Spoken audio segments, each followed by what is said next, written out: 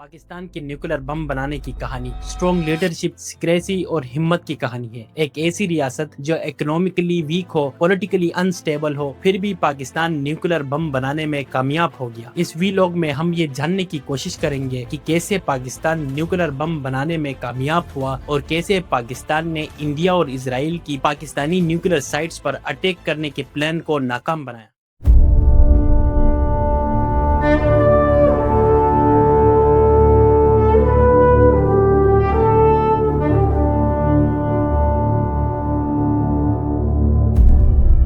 1971 کا سال پاکستان کی ہسٹری کا سب سے سنگین اور دردناک دور تھا۔ ایسٹ پاکستان کی سپریشن اور فال آف ڈھاکہ نے نہ صرف ملک کو جغرافیکلی ڈیوائیڈ کیا بلکہ پوری قوم اور اسٹیٹ مشینری کو ایک گہرا نفسیاتی صدمہ دیا۔ سقوط ڈھاکہ پاکستانی تاریخ کا المناک اور سیاہ باب ہے جسے فراموش نہیں کیا جا سکتا۔ مشرقی پاکستان کے بنگلہ دیش بننے کی وجوہات تو اور بھی بہت سی ہوں گی، لیکن شیخ مجیب کے 6 نکات اور ذوالفقار علی بھٹو کی جانب سے ادھر ہم ادھر تم کے نعرے نے معاملے کو آخری نہج پر پہنچا دیا تھا۔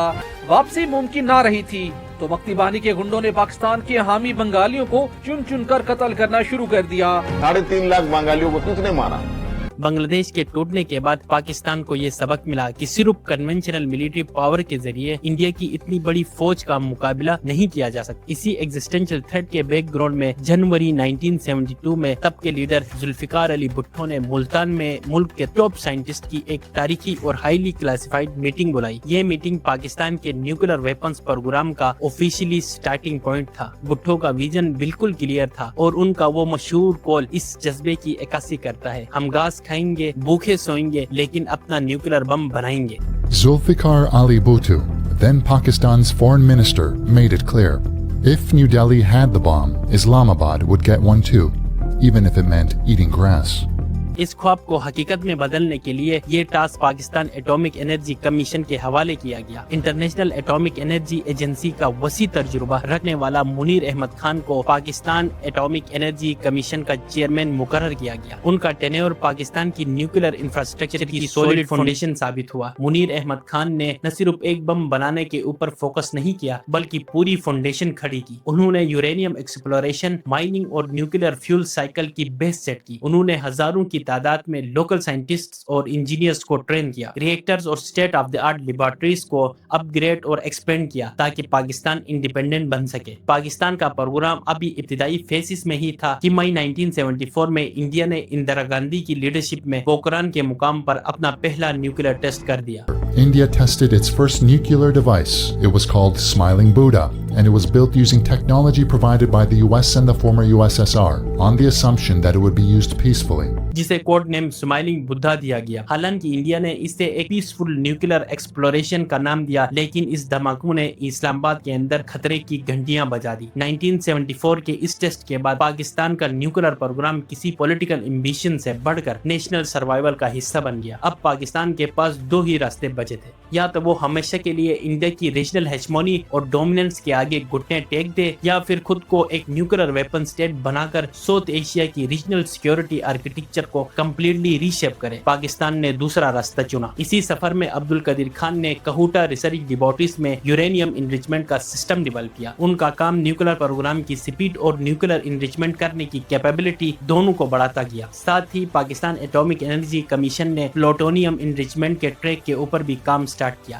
اگر یورینیم انریچمنٹ سے بم نہیں بنتا تو پاکستان کے پاس پلوٹونیم انریچمنٹ کا بھی راستہ تھا۔ اس ڈوئل اسٹریٹجی نے پاکستان کی نیوکلر جرنی کو اور بھی پروایکٹیو بنا دیا۔ پھر آتا ہے ایک بہت اہم دور، جنرل محمد ضیاء الحق کا۔ ضیاء الحق کا رول نیوکلر انریچمنٹ کو کنٹینیو رکھنا نہیں تھا بلکہ پروٹیکشن تھا۔ انہوں نے نیوکلر پروگرام کو میکسیمم سیکریسی کے اندر رکھا۔ پروگرام کو اتنا کمپارٹمنٹلائز کیا گیا کہ ہر سائنٹسٹ کو صرف اپنے حصے کا پتہ ہوتا تھا۔ انٹرنیشنل انسپیکٹرز اور پریشر سے بچنے کے لیے ایمبیگوس پالیسی رکھی گئی۔ You will not allow India to bully us.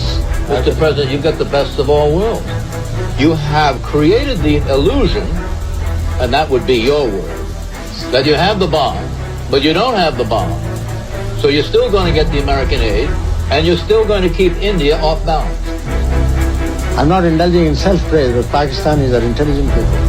یعنی پاکستان کی نیوکلر پاور بننے کی سٹرگل کا نہ تو اس کی لیڈرشپ نے کنفرم کیا نہ ہی ڈینائی۔ پوری دنیا کنفیوز ہو کے رہ گئی، کسی کو بھی پتہ نہیں تھا کہ پاکستان نیوکلر پاور بننے جا رہا ہے۔ डिप्लोमेटिक फ्रंट पर जियाउल हक ने बैलेंस क्रिएट किया। एक तरफ यूनाइटेड स्टेट्स को सेटिस्फाई किया अफगानिस्तान वार में सपोर्ट देकर, दूसरी तरफ न्यूक्लियर प्रोग्राम को क्वाइटली आगे बढ़ाते रहे। लोग जनरल जियाउल हक को टारगेट करते हैं उसकी अफगान फॉरेन पॉलिसी की वजह से, मगर यही अफगान पॉलिसी ने पाकिस्तान को न्यूक्लियर पावर बनने में एक कवर का रोल अदा किया। बिहाइंड द सीन पाकिस्तान बम बनाने की कोशिश कर रहा था, इसलिए इंडिया के साथ पीस में रहना पाकिस्तान के लिए बहुत लाजिमी कंडीशन थी। जनरल जियाउल हक ने इंडिया के साथ टेंशंस कम करने के लिए क्रिकेट डिप्लोमेसी का सहारा लिया। जनरल जियाउल हक इंडिया चले गए, जहां उनकी मुलाकात राजीव गांधी से हुई, जहां दोनों तरफ से ये अंडरस्टैंडिंग डेवलप हुई कि डायरेक्ट कन्फ्रंटेशन डेंजरस हो सकता है, न सिर्फ एक कंट्री के लिए बल्कि दोनों कंट्रीज के लिए।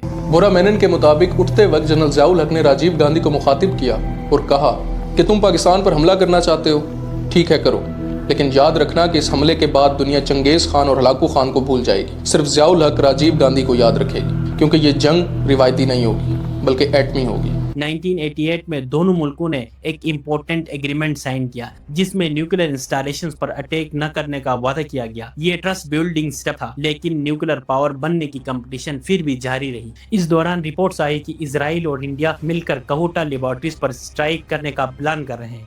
1980 की दहाई में इसराइल और इंडिया ने मिलकर एक बहुत ही खतरनाक मंसूबा बनाया कि किसी तरह कहोटा के एटमी प्लांट को बम्बू से उड़ाकर खत्म कर दिया जाए। इसराइल को खास तौर पर ये डर था कि अगर पाकिस्तान ने एटम बम बना लिया तो ये एक इस्लामिक बम होगा। वो चाहते थे कि अपने जहाजों से कहोटा पर बमबारी करके इसे खत्म कर दे, लेकिन पाकिस्तान की सिक्रेसी और डिफेंस ने इस प्लान को भी फेल कर दिया। साथ ही चाइना की टेक्निकल मदद और सऊदी अरेबिया की फाइनेंशियल सपोर्ट ने पाकिस्तान के न्यूक्लियर प्रोग्राम को सस्टेन किया। 1990s में अब कहानी अपनी क्लाइमेक्स की तरफ बढ़ती है। पाकिस्तान एक न्यूक्लियर पावर बनने की बहुत करीब था। फिर 1998 में इंडिया ने पोखरान 2 न्यूक्लियर टेस्ट कंडक्ट किए अटल बिहारी वाजपेयी के दौर में। इसके बाद पूरी दुनिया के सामने इंडिया एक न्यूक्लियर पावर बन के सामने आ गया। यहाँ पे एंट्री होती है नवाज शरीफ की। उन पर इंटरनेशनल प्रेशर बहुत ज्यादा था, खास तौर पर यूनाइटेड स्टेट्स ने सैंक्शंस और इकोनॉमिक कंसिक्वेंस की वार्निंग दी थी। नवाज शरीफ के पास दो ही रास्ते थे, या तो प्रेशर में आकर न्यूक्लियर टेस्ट ना करे या न्यूक्लियर टेस्ट करके फिर तारीख बना दे। 28 मई 1998 को पाकिस्तान ने चगाई डिस्ट्रिक्ट ऑफ बलूचिस्तान के पहाड़ों में न्यूक्लियर टेस्ट कंडक्ट किए। ये सिर्फ साइंटिफिक सक्सेस नहीं था, ये पॉलिटिकल करेज का सबूत था। और फिर नवाज शरीफ ने अनाउंस किया कि पाकिस्तान अब न्यूक्लियर पावर बन चुका है।